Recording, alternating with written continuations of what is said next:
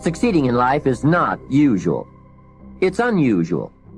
You need to develop some unusual habits to earn the outstanding rewards. A friend of mine said, a standard education will get you standard results. You want a lot more than standard results? You need to become a lot more than a standard person. You have to act and decide simultaneously. So what does that do? You see, that puts up a very curious problem, which in its own turn becomes a bind. This is true likewise of any sort of shooting, pistol shooting as well. That if you aim, if you decide and then fire, you're apt to do things like pulling the trigger instead of squeezing. All kinds of wrong things are done. And you're always a moment too late if you decide first.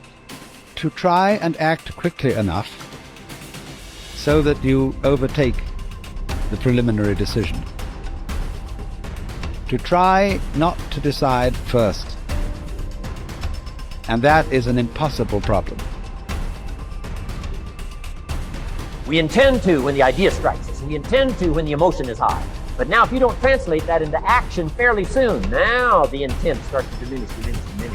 And a month from now, it's cold. A year from now, it can't be found.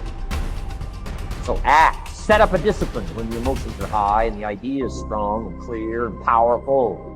That's the time to set up the discipline. Somebody talks about good health and you're stirred. Right. You need to get a book on nutrition. Get the book before the idea passes and before the emotion gets cold. Go for the book. Start the library. Start the truck. And you know you ought to do this. You really want to do this, but you don't know why you haven't done it. Now, first of all, we know that this is not easy, because in order to begin to reinvent your life, you've got to make a conscious, deliberate, determined effort. I think that among the things that prevent us from acting is the fear of failure. And if you've already failed, you don't want to fail again. The pain of that, the disappointment. The fear of loss is another thing, because many times when we do those things that we know we need to do, we feel that we might lose somebody that we love very much and care about. We don't want to hurt anybody. Many of us don't act because we want other people's approval. We want everybody to like us and to accept us, and that's not possible. Life should be an exciting adventure. It should never be a bore. A man should live fully, be alive. He should be glad to get out of bed in the morning. He should be doing a job he likes to do because he does it well.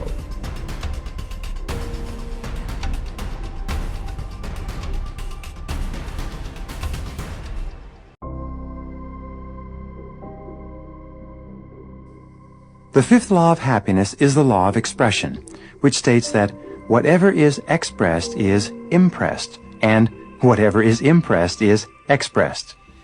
Whatever you say, either to yourself or out loud, is impressed into your subconscious mind. And whatever is impressed into your subconscious mind will ultimately be expressed in your thoughts, your feelings, your conversation, and your actions.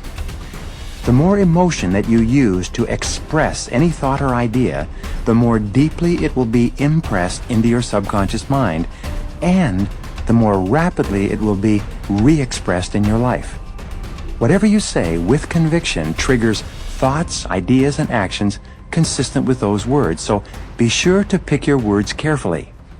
When you think of a challenge or a goal, and you repeat to yourself the words, "I can do it, I can do it, I can do it," you trigger all kinds of feelings and actions that propel you forward toward doing the things that will enable you to achieve the goal.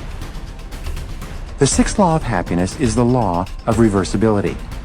It states that just as your feelings determine your actions also determine your feelings. This is a remarkable and powerful law that says that even if you don't feel a particular way, such as self-confident or happy, if you act as if or pretend that you have the feelings already, the actions themselves will have a backflow effect and generate the emotions consistent with them.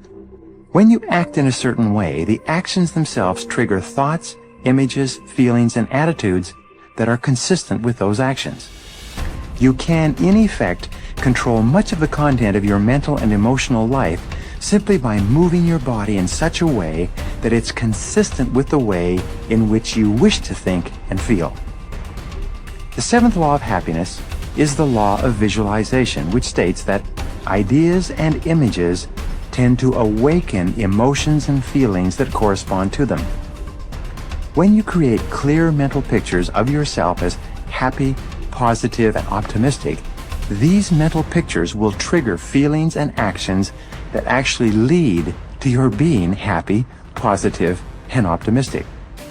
One of the most helpful exercises that you can engage in is to think of a time in your life when you've been extremely happy and to replay that experience on the screen of your mind as though you were running a movie projector. Put yourself right into the picture and re-experience or get the feelings that go with it. You can actually make yourself happy by dwelling upon previous experiences when you've been happy.